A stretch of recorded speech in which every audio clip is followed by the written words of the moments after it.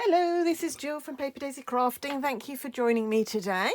I'm an independent Stampin' Up demonstrator here in the UK, and I showcase products from Stampin' Up to inspire and motivate you to make your own paper crafting projects, hopefully.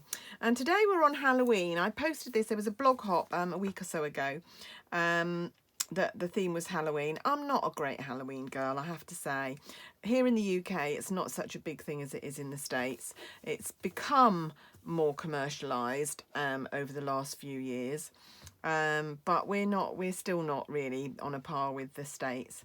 But this little card I thought was quite sweet, and I had this set. I bought this set because I liked this Merry Christmas and birthday wishes. I like these greetings. Quite like the birthday hat. Thought this might be useful for Christmas, and I quite liked these as well. So I bought this set, and then of course you've got Trick or Treat and the bat, so that meant that I could make my little card. So I'm going to show you how to make this little card, little square card, just little few bats in the middle. Quite easy to make, but quite a sweet little card for Halloween. Might be good for, you know, if you're sending Halloween cards. I don't particularly, but hey ho. Right, okay, so I'm going to bring in my trimmer, and I'm going to bring in some cardstock. Now I'm going to change up the colours today.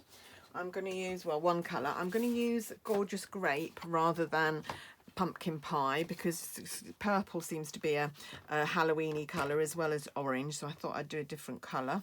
So we need to cut the first piece of cardstock. It's 12 centimetres square, our card, so we need to cut the card at 12 centimetres.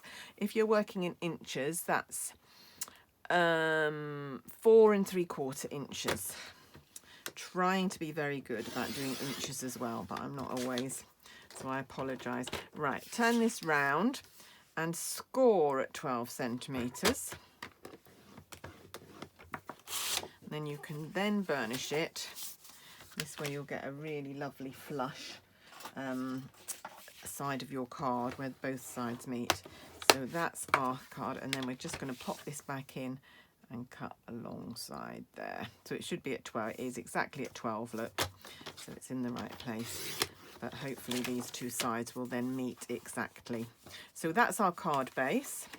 We then need, out of Gorgeous Grape, we need this outline as well. So that measures 5 centimetres. I don't know that this is quite big enough. Oh, it is. Okay, so we'll do a 5 centimetre square out of this.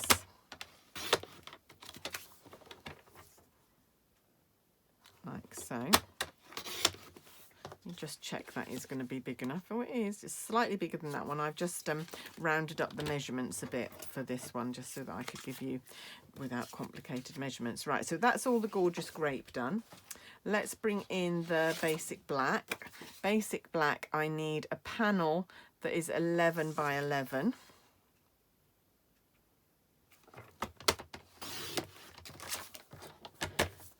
Go 11 by 11, and then I need another panel that is 4.5 by 4.5. 4.5. Oh, I've forgotten to do the inches. Let me go back and do the inches for you. So our card blank was 4 3/4 square. Our black panel would be 4 3/8 of an inch square. Our Gorgeous Grape panel would be 2 inches square, and our black panel would be 1 3/4 inches square.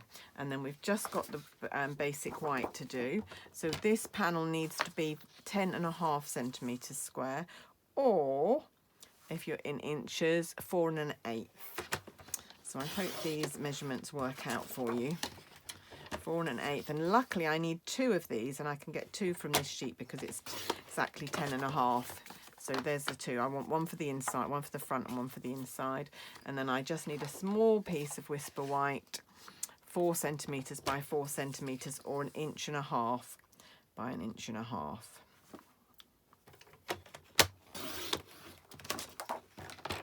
So a very small little bit there.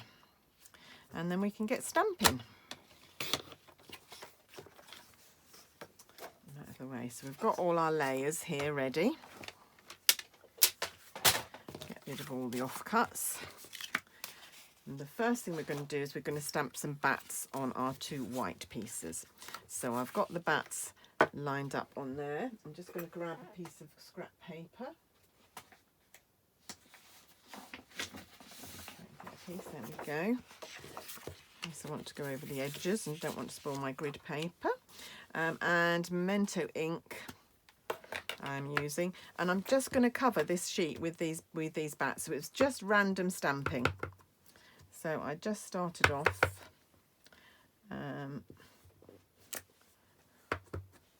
I just moved the stamp round a little bit each time I stamped.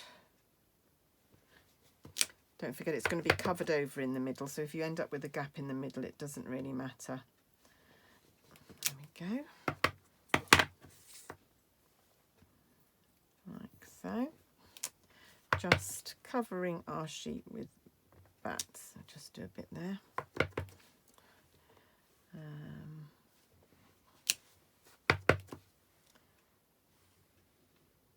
So I'm just moving the stamp around to fill in all the spaces. Doesn't really matter which way the bats are going, I found, as long as they're not upside down. Although maybe bats do fly upside down, who knows? Maybe they do.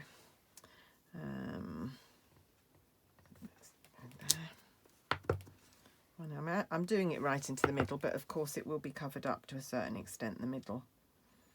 So there's a bit of an overlap there, but that won't matter because that will be covered.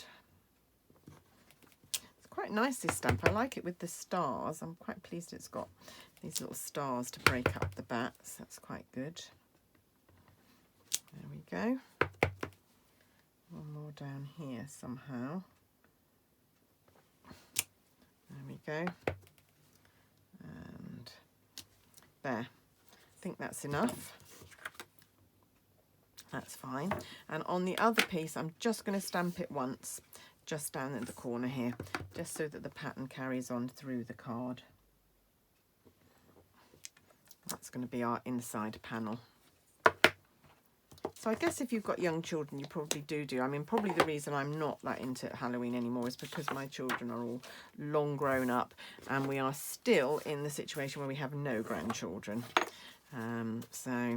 Right, okay, so my panel, we've got to finish stamping. We've got to do trick or treat first of all. So we just need the other stamp that says trick or treat, which is going to go centrally in our square there. So I just need my Memento ink again.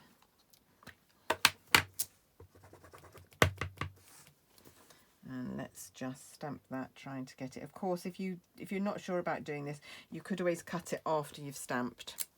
It's not quite central. Should I try it again? Should we do it again on the other side? It's a little bit over to the side there, so let's do it again. Do it a little bit further over. Now it's down the bottom. Hey ho, I'm gonna go with that one. So like I say, when I did it before, I did the greeting and then I cut round it evenly, so that's probably easier to do. Right, okay, so I'm going to take my bats panel and I'm going to layer it on top of my black panel. So I'm going to take some Tombow and if you've watched me before, you'll know that I like to spread my glue out. You can either use a cocktail stick like this or a toothpick. It does a great job and they're very cheap and easy to come by. But my friend Jez recently gave me this silicone spreader, which is also fab. Available in packs of 3 on Amazon. I think she said it was something to do with makeup. Can't remember.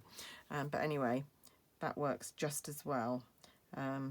Sometimes it's buried under stuff on my desk, and so I still resort to cocktail sticks because they're always handy. I've got a pot of those, so I know I can always grab one.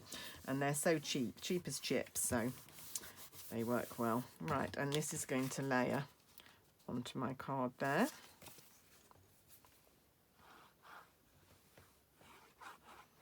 There we go.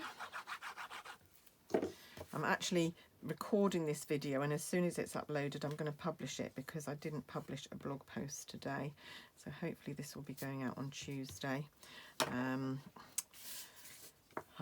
still running to catch up, and then we had a really busy lovely social weekend, but I do tend to do a lot of my Stampin' Up projects and videos at the weekends, and I just didn't get any time this weekend, so playing catch up. Right, which one do I like? Yeah, that will do.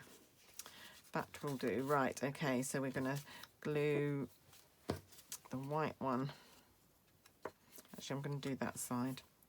That one doesn't offend me quite so much. Yeah, we had a lovely social weekend, which made me feel like we really are getting back to a bit of normality. Was great, but it does mean I didn't have a lot of time to catch up with my Stampin' Up stuff, so hence I'm catching up today on a Tuesday, which is rare for me because usually I'm doing my other job on a Tuesday, but luckily that's gone a bit quiet at the moment, so I've got a little bit of time while I'm busy with Stampin' Up. There we go. And that goes on there, and then that is just going to glue on the front. So it's a very, very simple little card, but quite a nice little card for Halloween, if you send Halloween cards. I'd be interested from my US viewers, do you actually send Halloween cards? Because it's really not a thing in the UK. We really don't. So our Halloween, when I was a child, it would be dressing up as something scary.